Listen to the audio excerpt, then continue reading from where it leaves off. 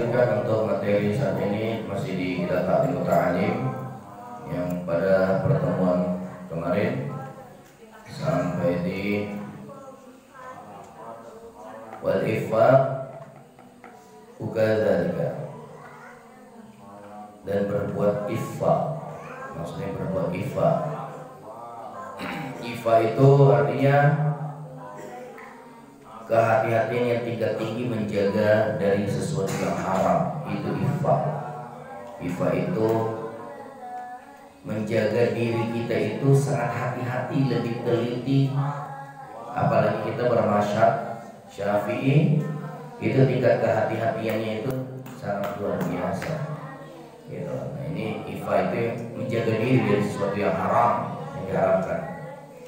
Baik, kita akan lanjutkan dari kitab Syekh Burhanuddin Az-Zarnuji. Bismillahirrahmanirrahim.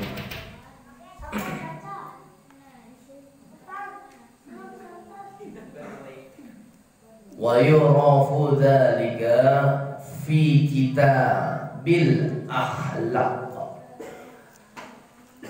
dan sudah dijelaskan dalam kitab akhlaq.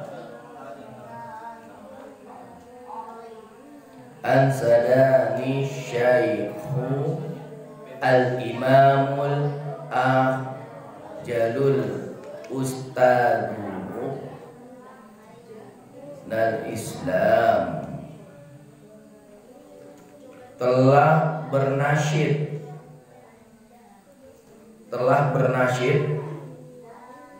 Syekh, seorang imam ajal, Ustadz, Ruknul Islam, telah bernasyid Syekh, seorang imam ajal, Ustadz, Ruknul Islam,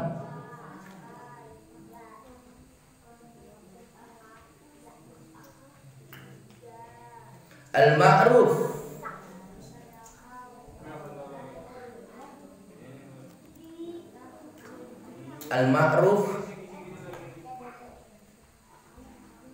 bil adi bil mukhtar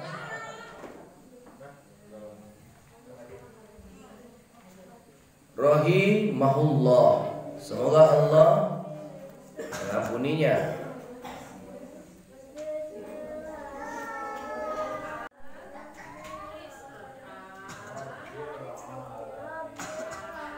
Sikron linafsi,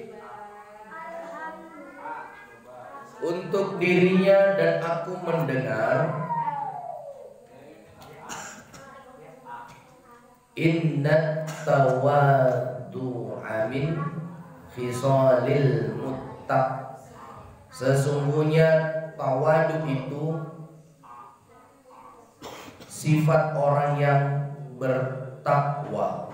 Tawadu sifat orang yang bertakwa. Tawadu artinya merendahkan diri. Jadi kalau orang semakin bertakwa, semakin dia merendahkan diri. Saking rendahnya sampai-sampai supaya orang itu tidak melihat kalau dia memiliki kelebihan. Nah, bisa seperti itu. Sampai tawadunya sehingga orang bisa-bisa meremehkan dia. Apalagi orang yang tawadu dan memiliki ilmu zuhud, sudah selesai lah, sudah itu benar-benar tasawuf tingkat wahid gitu. Ya.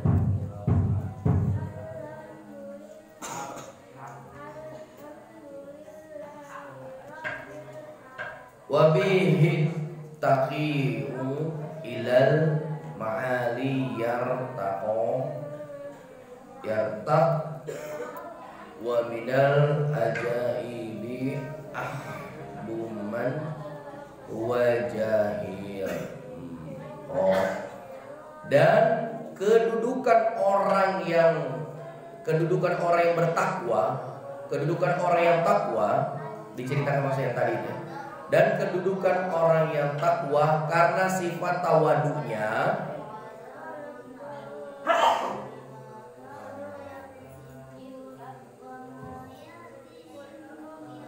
dan sebagian dari keanehan-keanehan yang membuat takjub oleh orang yang jahil,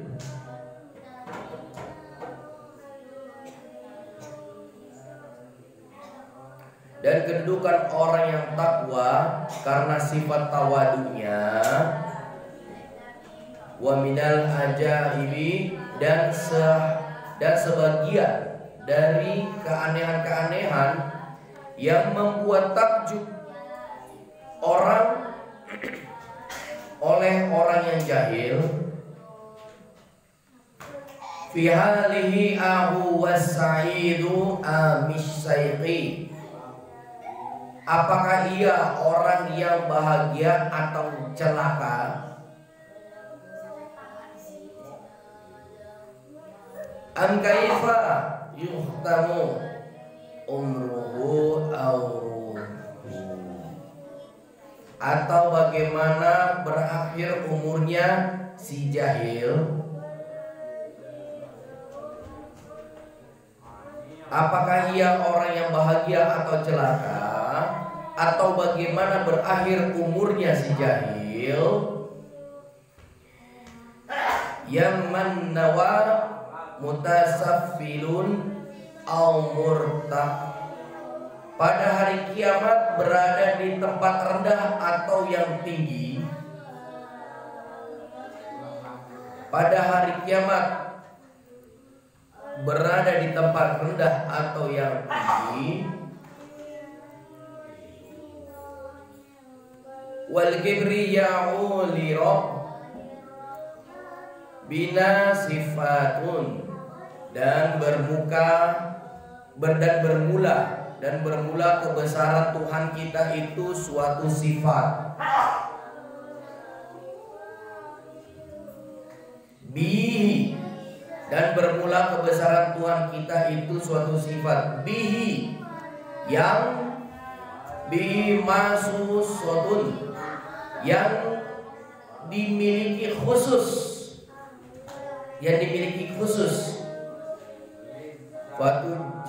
Fatujanni banhawat taqi,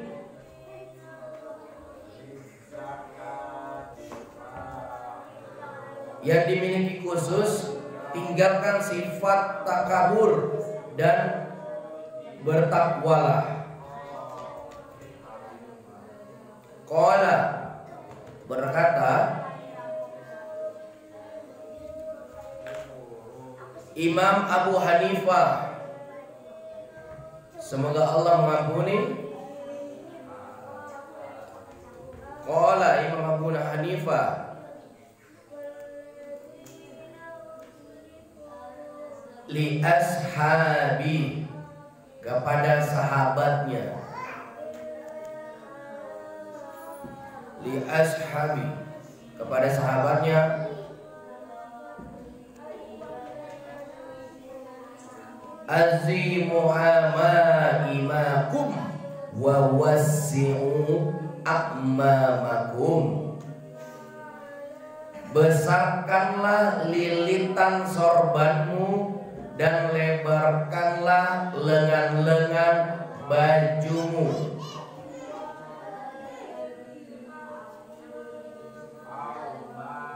Lebarkanlah lilitan sorbanmu, berkata dari Imam Abu Hanifah kepada sahabatnya, besarkanlah lilitan sorbanmu dan lebarkanlah lengan-lengan bajumu. Wa innama qala, berkata seperti itu agar dalika li aghla yustakhaffu bil ilmi, berkata seperti itu agar tidak disepelekan ilmu itu dan juga tidak disepelekan wa ahlihi, ahli ilmu itu.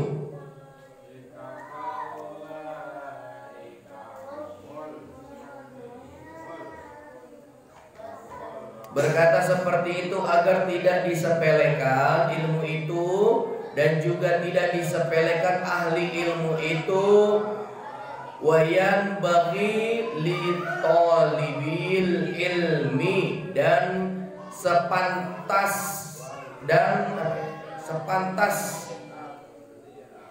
saya untuk mencari ilmu.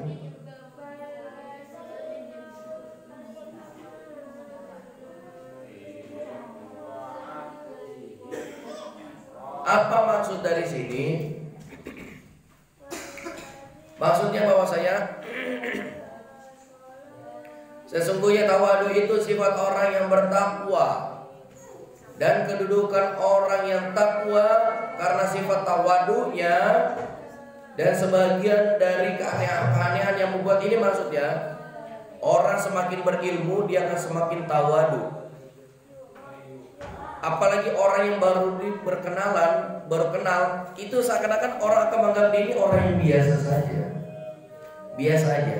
Dan orang kalau tingkat tawadunya sudah tinggi, sudah masuk dalam makom yang lebih tinggi lagi, sudah mendalami ilmu zuhud, dia sudah ifahnya tingkat tinggi, tingkat wahid, dan dia juga masuk ke ranah tasawuf.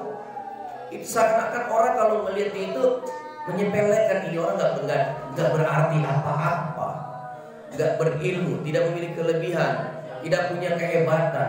Karena memang tujuannya seperti itu. Nanti dia hanya membagikannya kepada orang yang sudah mengenal tentang dirinya, atau orang yang betul-betul ingin berguru kepada dia dengan segala sifat apa yang dimilikinya. Ini guru ini bawel nih, tapi dia niat untuk belajar, maka dia akan mendapatkan ilmu dari si guru itu. Guru ini jahat, maksudnya jahat ini tegas, minta ampun, nggak tahan seorang murid kalau sama dia. Tapi kalau dia niatkan untuk berguru tetap pada dia, maka ilmu akan sampai kepada dia. Itu maksudnya. Dengan segala kerendahan orang menilai, sampai orang jahil sekalipun akan meremehkan guru tersebut. Dan segala keanehan, biasanya orang kalau bertakwa itu banyak dianggap aneh. Karena apa? Hal yang tidak mungkin bisa menjadi mungkin. Apa itu? Itulah yang disebut karomah. Allah limpahkan karomah atas hambanya Allah yang dikehendaki. Orang jahil akan mengira ini orang jangan-jangan dukun, sampai-sampai seperti itu. Karena apa? Saking takwanya dia, Allah buka hijab atas dirinya, Allah berikan kelebihan keanehan-keanehan. Itu seperti itu, ya. Dan tadi berkata daripada Imam Abu Hanifah, beliau mengatakan, besarkanlah sorban lilitan sorbanmu dan juga lengan bajumu. Lilitan sorban itu di zaman itu orang kalau pakai sorban itu belum mengenal tentang sunnah, tapi orang yang pakai sorban pasti orang alim, orang berilmu. Paham? Semakin lilitannya sorban semakin besar, ini orang semakin alim, semakin dalam ilmu ketauhidannya, ketakwaannya, penegakan syariatnya. Jangankan yang wajib, sunnah pun ia tak langgar. Zaman sekarang apa itu? Bisa kalian sorban minimal peci kopiah, pakai itu. Sebagai apa? Coba sekarang gini, contoh nih. Orang pernah lihat gak orang pakai peci masuk diskotik? Nggak pernah. Pernah lihat gak orang pakai sorban kayak model begini duduk di warung remang-remang? Nggak pernah. Karena apa? Dengan dia memakai peci, dia akan berasa terhindar untuk melakukan maksiat dengan tempat maksiat. Dia rasa malu. Masa iya pakai sorban ke tempat begituan? Malu. Makanya tidak bakalan mungkin ke warung remang-remang orang pakai sorban, pakai burda, tidak mungkin. Atau pakai cadar, tidak mungkin. Enggak. Kenapa? Dia merasa malu. Kenapa? Dia menerapkan sunnah. Allah selalu melihat dia. Mau masuk diskotik, mau masuk warung remang-remang, mau masuk di rumah PSK atau apapun itu, jadi dia akan malu. Nah itu maksudnya apa? Besarkanlah lilitan sorbanmu agar apa? Engkau lebih terjaga untuk melakukan kemungkaran, kebatilan, mau berzina, mau mencuri, mau berdusta sekalipun, dia rasa enggan. Lengan baju ini, nah ini. Di masanya itu lengan baju agak sampai di sini. Bahkan Rasulullah kalau berdoa itu sampai di ruas ketiak itu terlihat. Kenapa? Keturun begini. Ini besar. Maksudnya apa juga? Itu di zaman itu. Maksudnya apa? Agar engkau menjaga tatanan sholatmu. Kenapa? Dengan kalau engkau pakai baju terlalu sempit, itu susah, agak sulit untuk mengambil air wudhu. Nah, jadi maksudnya seperti itu. Jadi disisihkanlah agar dengan mudah engkau untuk melaksanakan sholat. Dan maksud tangan baju ini baju gamis, bukan baju kaos, baju gamis. Nah, jadi apa? Di sini hikmahnya agar kita senantiasa senang, cinta dan berasa keren memakai baju koko ataupun gamis. Kalau emang dasarnya ganteng, mau pakai koko, mau pakai apa aja tetap ganteng. Terus kenapa kamu harus pakai baju kaos yang mahal bermerek? Kenapa? Gitu. Lihat, Wihan, Masya Allah. Ya, lihat Asep, keren kan? Weh, pakai baju koko. Ya. Justru kamu menggunakan baju koko, memakai baju gamis, itu cermin daripada engkau sudah mengenal ilmu sunnah. Ini baju sunnah, bukan baju orang Islam. Sampai bilang koko itu baju orang Islam, bukan, tapi sunnah.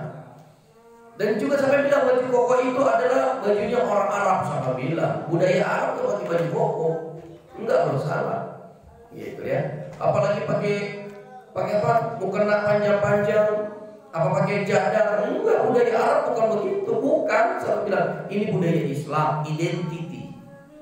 Budaya Arab gak begini, budaya perempuan itu pakai sorban. Biar kalian tahu kayak begini, gitu loh. Tapi apa?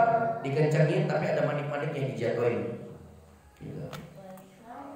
Dan pakai penutup juga, kalau pakai burda cuma ditutup. Banyak macam. Tapi kalau kayak seperti ini, sunnah penegakan syariat ini. Baik. Dan kenapa? Agar terjaga, tidak disepelekan daripada ilmunya dengan ahli ilmu itu. Kenapa orang sekarang itu banyak meremehkan? Jadi kalau engkau sudah anak santri, jaga adab santri. Jangan pakai celana robek-robek, masih pakai celana pendek, apalagi berenang pakai telanjang, ya kan? Di danau lagi, di alam terbuka, udah kayak bule-bule kau. Tuh oknumnya tuh. Nah, eta. Dan lain-lain ya. Pokoknya jangan pakai kolor yang gedenya. Jangan, aurat. Gitu. Ayo, kalau udah apalagi sudah semakin tua, semakin dewasa, jangan. Kontrol itu aurat laki-laki sampai di bawah lutut 2 jari. Jangan sampai, dan sampai di atas pinggang sebelum daripada pusar atau bodong.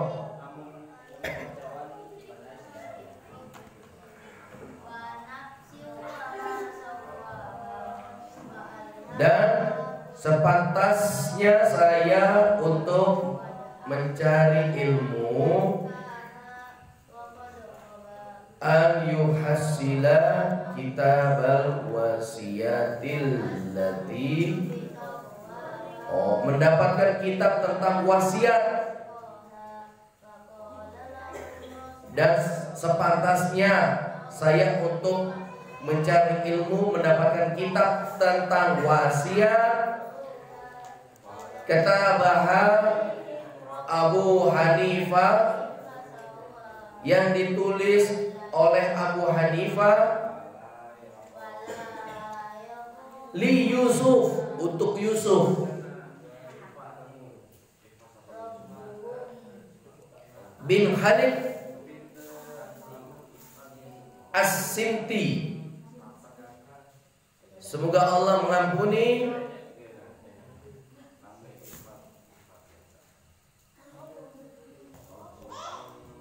Yang ditulis Abu Hanifah untuk Yusuf bin Khalid As-Simti. Semoga Allah mengampuni. Indaruju ila ahli, ketika kembali ke ahli, ketika kembali ke keluarganya.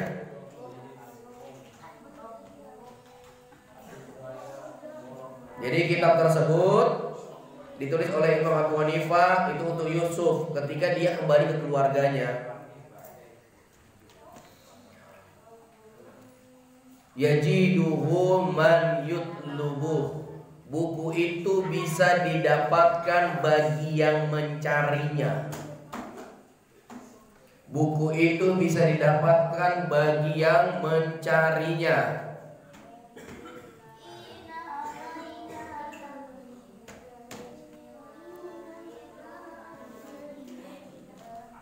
Wa kana ustadu, dan adalah guru kami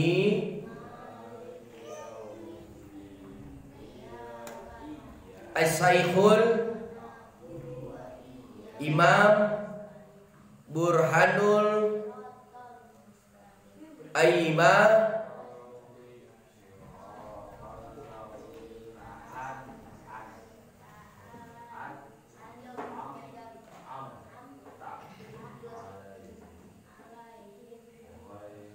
Imam Burhanul Aimah Ali bin Abi Bakri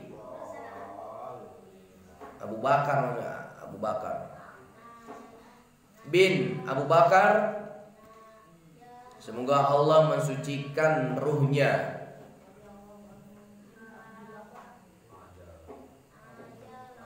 Qaddasallahu ruhahul aziz. Semoga Allah mensucikan ruhnya yang mulia.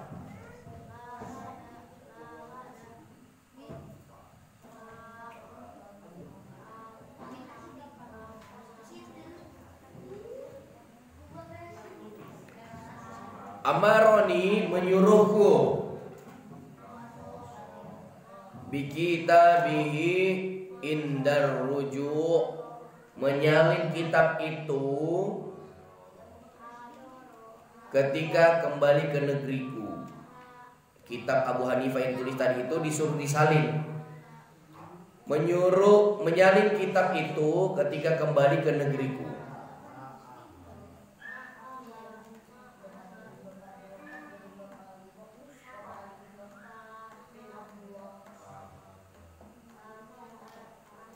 Ila baladi wa katabtu, kami pun melakukannya dan aku menulisnya.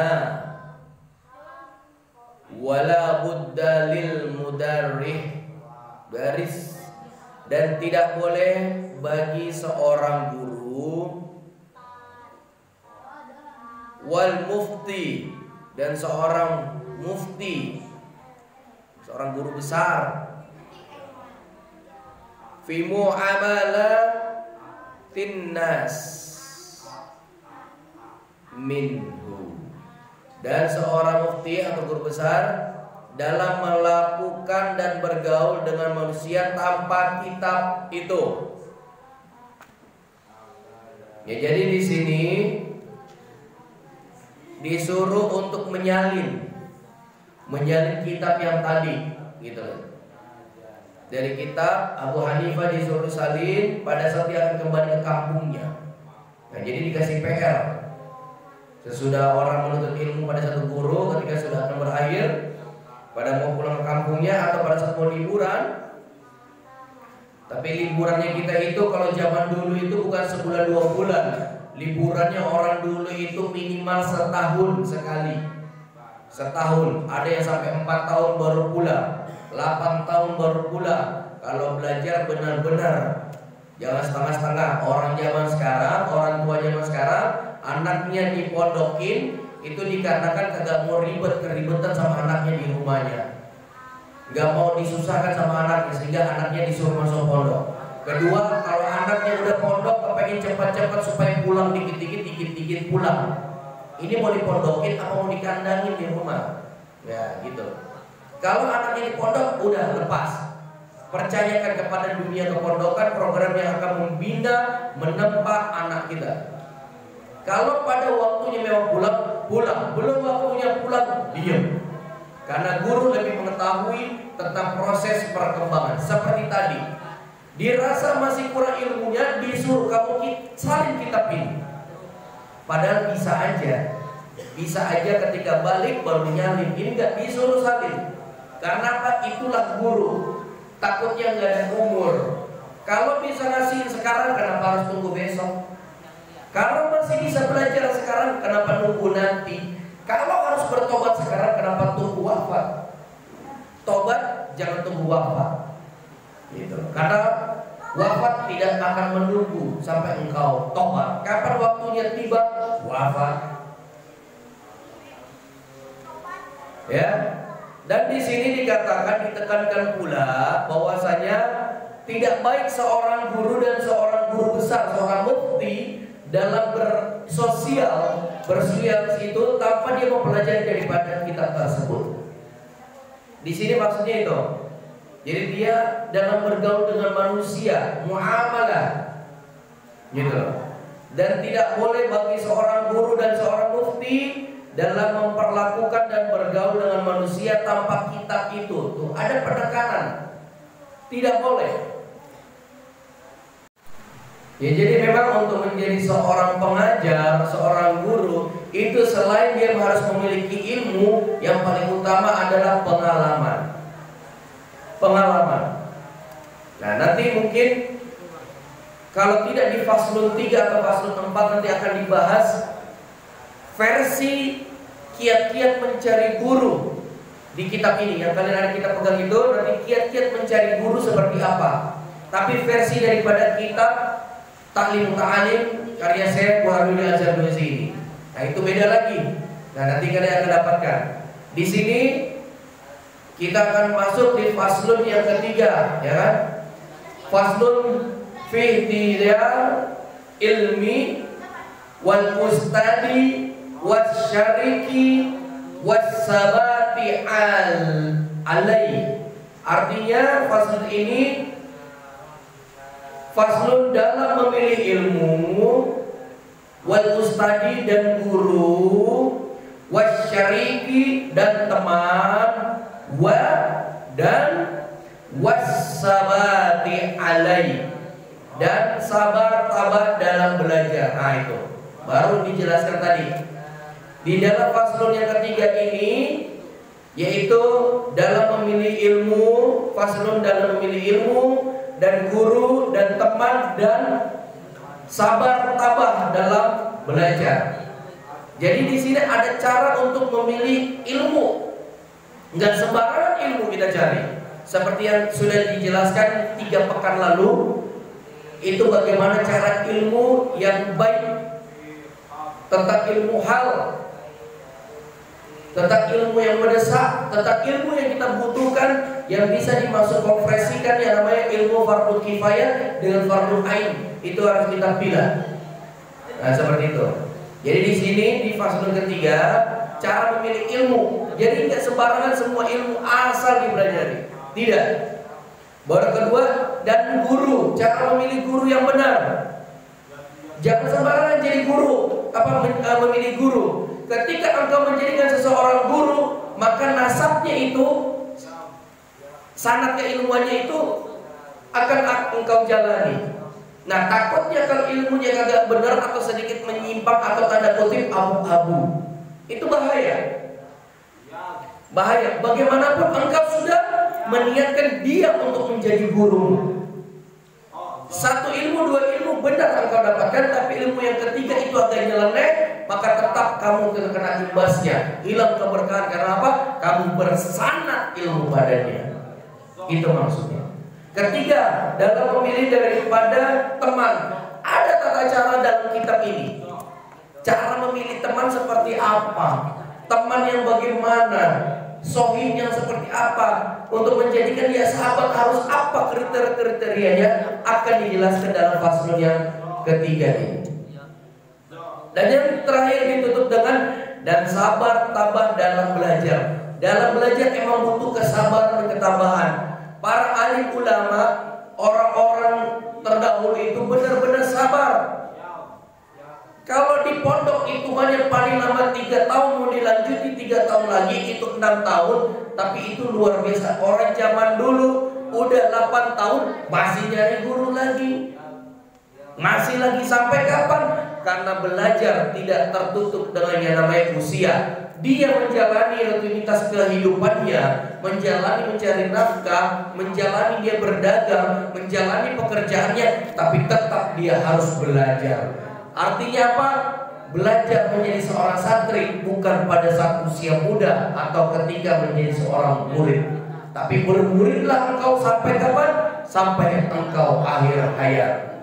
Itulah dibilang, kalau engkau sudah berguru, carilah seorang betul-betul pembimbing sampai akhir hayatmu atau sampai akhir hayatnya gurumu. Seperti itu. Cari. Jangan cari guru satu belum kelar, udah cari guru yang lain. Apalagi pindah pondok pesantren, baru 1 tahun di pondok pesantren A, pindah pondok pesantren B, habis itu pindah pondok pesantren C. Belum kelar baru setahun, apa yang kamu dapatkan di Islam di pondok pesantren? Jangankan kulitnya, baru wangi buahnya yang kau dapat. Jangankan dagingnya, kulitnya pun tak pernah engkau sentuh, baru wanginya. Tahu kan duren? Kalau udah masak di pohon, matang, aromanya kecium. Baru wanginya udah bikin enak, bikin segar. Maksudnya apa? Baru setahun aja manfaatmu itu sudah akan kelihatan, tapi engkau belum bisa dipetik. Karena apa? Harus butuh proses, butuh tangga, butuh orang yang berilmu untuk ngambil buah durian, nggak sembarangan, gitu loh. Ya, paham sampai sini?